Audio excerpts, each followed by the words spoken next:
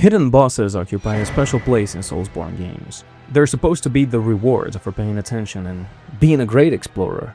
Across the series, some of these elusive encounters live up to the expectations you've built while engineering your way through puzzles and enigmas, like Our Father. However, others do the complete opposite and fail to live up to all the convolution surrounding them. In this video, we'll try to decide which is the worst hidden boss, taking into account the effort you put into finding them and the disappointment you receive as a payoff. But before we continue, here's a quick shout out to the first ever sponsor of this channel, Instant Gaming. As someone who used to rely on the PS Store a lot to buy my games, now that I've moved on to the PC Master Race, my bank account loves me. And part of that is because of the huge discounts you have on Instant Gaming. 007 First Light, which came out less than 2 months ago, already down $20. Resident Evil Requiem, 36. We're also running a giveaway to celebrate our partnership, through which you can get one game from them, your choice of course. I'll be leaving the links in the description for both the giveaway, and in case you usually buy games from them, you can also use my affiliate link to support the channel. Thank you, now let's move on to the video. Let's go find ourselves some bosses that should have stayed hidden.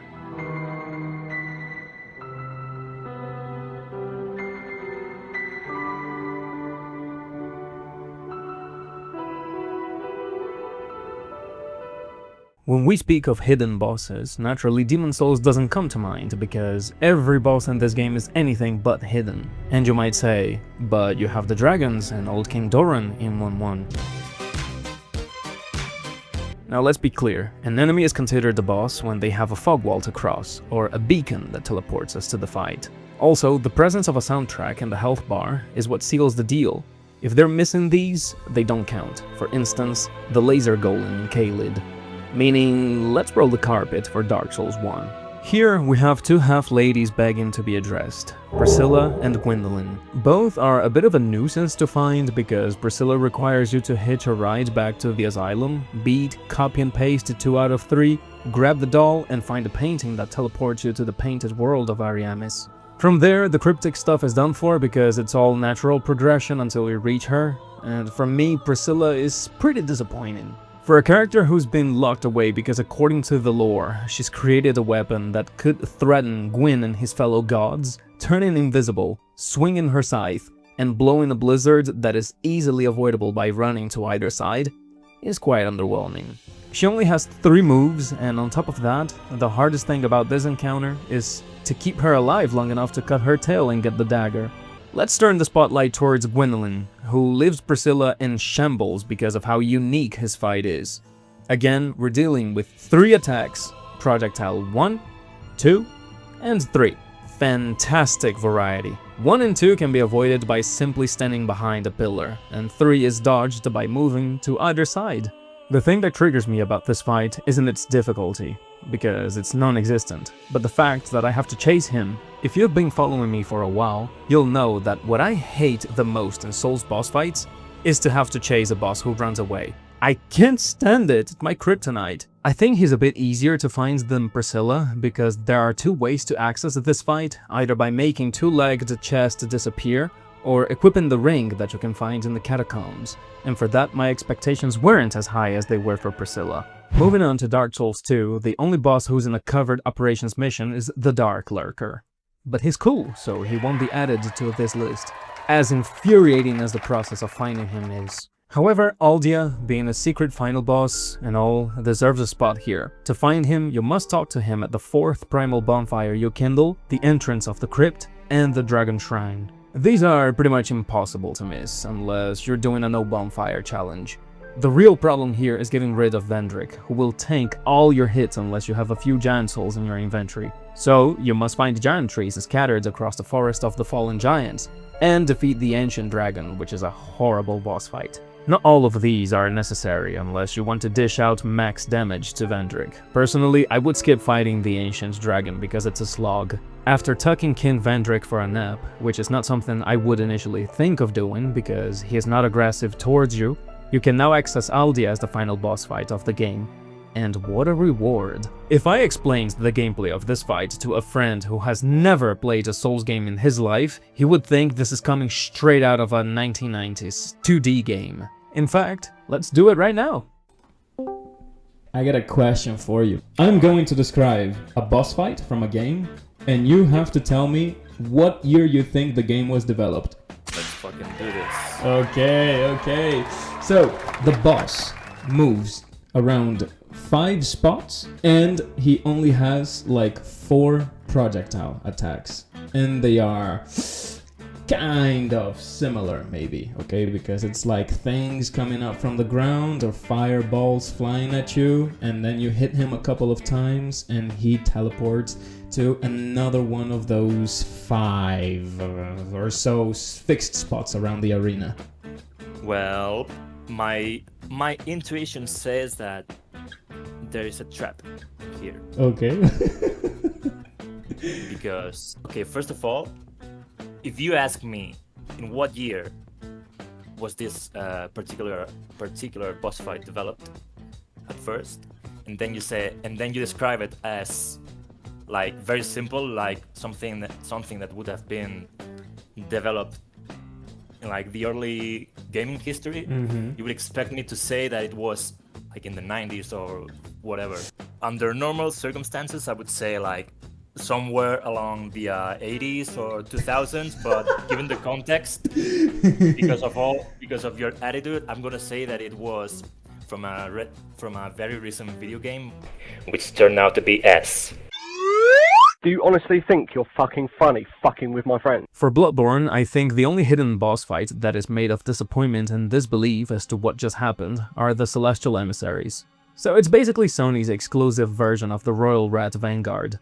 You get thrown at a bunch of enemies you've seen before, but only one of them has to be dealt with. After hitting him enough times, he becomes bigger. Very intimidating, I guess? There is really not much going on here in terms of effort and payoff. I mean, it's hidden and all technically, but if you're a decent explorer, you'll find a key item called Upper Cathedral Ward Key Nahargul. Its name is a dead giveaway of where this keys lock is. I think the hardest part about this challenge is to change your underwear after going through the orphanage. For Dark Souls 3, the hidden bosses often pay off. Midir is a spectacle, Nameless King is tough but fun, and Champion Gundyr, you gotta love getting kicked and shoulder checked instead of the usual swords and axes. However, the biggest disappointment here is the Ancient Wyvern. The Wyvern is just as hidden as the Nameless King. I mean, if you find the first, I'm sure you'll find the second. Still, one's a synonym of a showtime, and the other's a puzzle fight. And we all know how Dark Souls 3 couldn't nail any of its attempts at good puzzle boss fights. To fight the Wyvern, you must defeat Osiros, who's a tough fight himself. Grab this emote, which you can find here, and somehow figure it out you have to use it all the way here, on the other end of the map.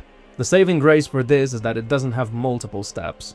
I mean, superficially, it's just beating a boss, grabbing an emote, and using it in its designed location. But well, we all know how generous FromSoftware is with their clues. They left a statue of a dragon performing the emote where you must use it, and then wait for 5 seconds. Can you imagine being about to figure it out, but then 4 seconds later you touch the joystick and think, well, nothing to be done here, I guess. And what about the fight itself? It's a one-hit kill. Fight annoying enemies on the way with chains tied to axes that can hit you through walls, roll out of the edge above the dragon's head, and kill it. I mean, it's nice to see my main character plunging his sword into a dragon's head and being shaken around as the dragon tries to get rid of him, but that's all about this encounter, really. It's very underwhelming. Jumping into Sekiro, I can't really think of any hidden letdowns.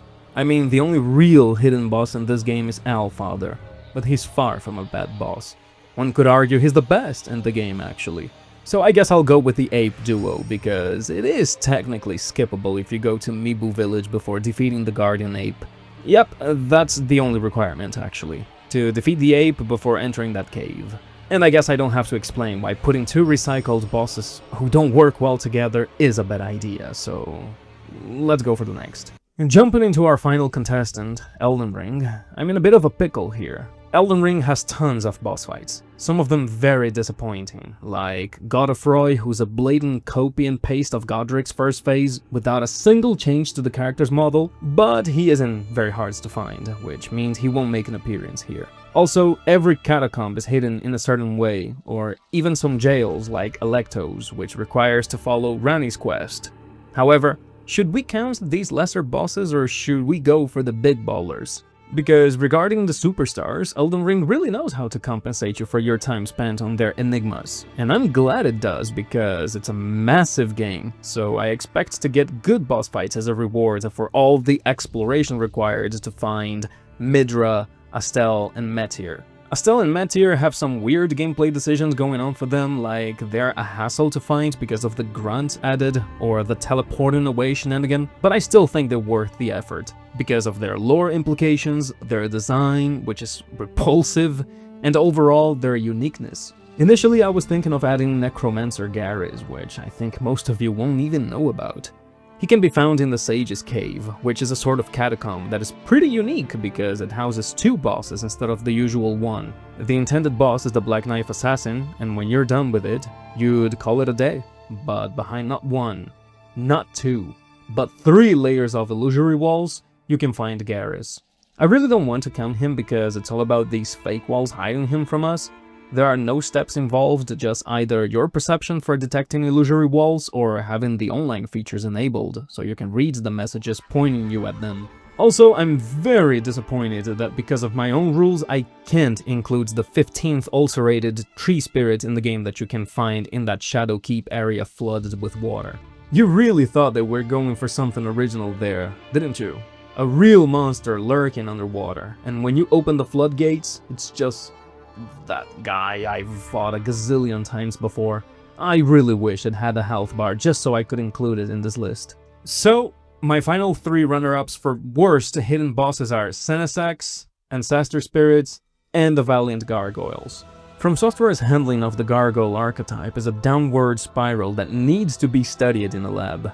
They started off great, but with every single game, the developers somehow found a way to make them worse. The Man-Eaters in Demon's Souls were acceptable, but a bit irritating because of their AI. You could put the controller down, go grab a coffee, come back, and your character would be alive since they were still taking test flights around Latria. It was fixed in Dark Souls 1 where the gargoyles worked well together. One assumed the zoner role, breathing fire to keep you at bay, and the other was the aggressive one. They spent almost no time in the air, and the fight was very smooth. All in all, the best iteration of this fight. Then Dark Souls 2 ruined it by making them 6 in total, and a DPS check, where if you don't kill the previous ones fast enough, you could have 3 or 4 on top of you. Just when everyone thought they couldn't keep surpassing themselves, the Valiant Gargoyle duo showed up. The number has been reduced to 2, but it's much more of a nightmare. There is absolutely no one who enjoys this fight. And it's surprising to me that the same people who designed this also created the Demon Princess. This shitshow is your compensation for either finding the path through that huge maze called Lindel Sewers, or for defeating Star-Scourge Radahn and finding your way there through Nokron. Despite my deep hatred for them, I gotta say that the disappointment factor isn't as strong because we unlock a new entire area after them, and they're not the conclusive fight. But hold on, it can get worse than that because we have Senesax. To find him, you must defeat Radahn, either complete Vare's quest or find the hidden portal in the consecrated snowfields. Both will lead you to Mohg's Dynasty Mausoleum. Defeat him, wait for Leda to appear, get transported to the Shadow Realm, and then make your way to the Jagged Peak where Baal resides. But first, before getting to the peak, to fight Peak, you must fight Mid. Low, subterranean levels of mediocrity. It's not really a mandatory boss fight, you can totally skip it, but my inner Souls player doesn't allow me to skip a boss fight right in front of me.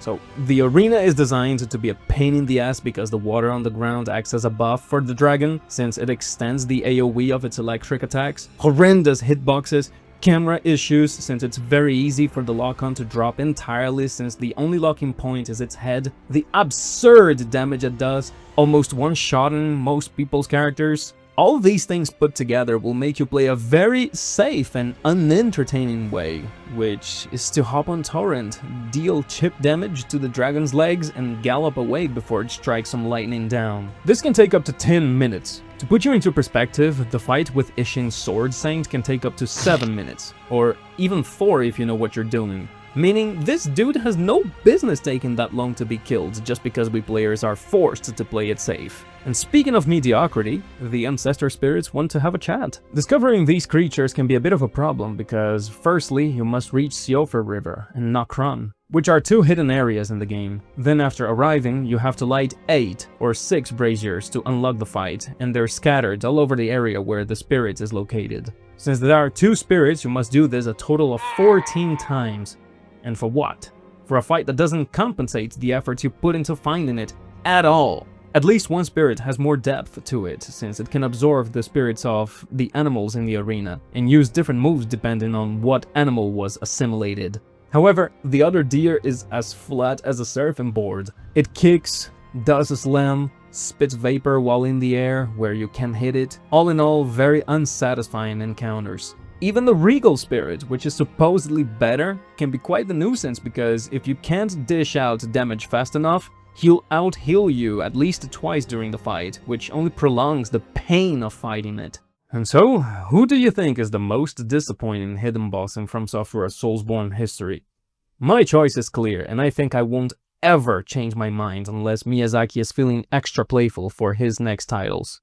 The most pathetic excuse for a hidden boss is that oversized flaming piece of firewood called Aldia from Dark Souls 2.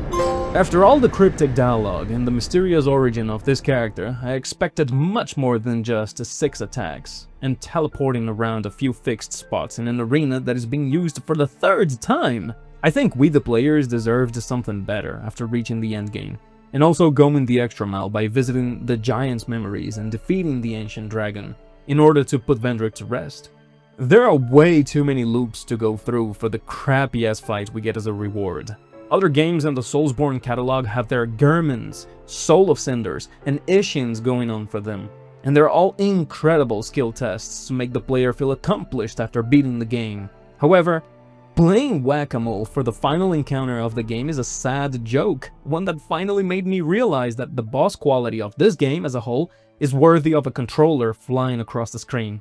By 2016, when Dark Souls 3 was released, I would have thought FromSoftware had learned their lesson and stopped including these types of bosses that stay rooted to one spot and teleport away every few seconds.